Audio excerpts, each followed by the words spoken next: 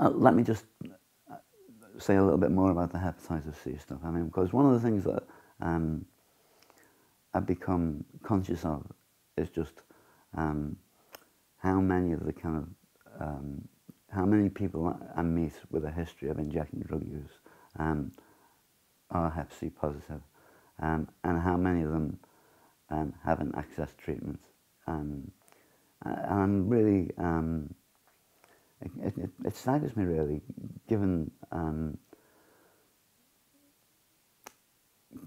given how calamitous the condition is, when it, you know, when it kicks in, basically, you know, the amount of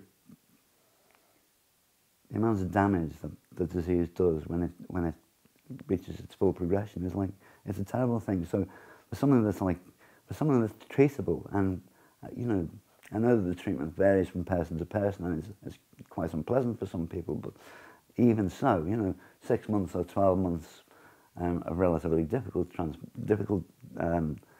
treatment has got to be better than you know, having a liver transplant or dying for lack of a liver transplant, or suffering, you know, serious cirrhosis or liver cancer and all those things.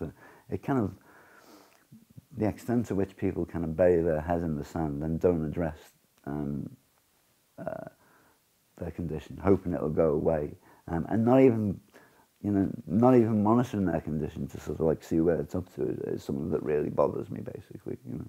And it's something that, like, it's funny, isn't it? Because before I had the diagnosis, I thought it's not something I'm really interested in. You know, it kind of doesn't affect me. Therefore, you know, I've got enough to kind of like worry about. I'll let other people worry about that. You know,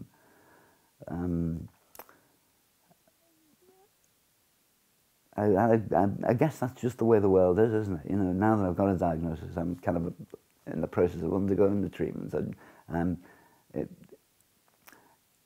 I'm kind of angry with myself for not being tested earlier. I'm angry with services for not insisting that I was tested earlier. I'm fortunate in that, like, you know, the condition hasn't really progressed any with me, you know, and I've got a relatively easy genotype to treat.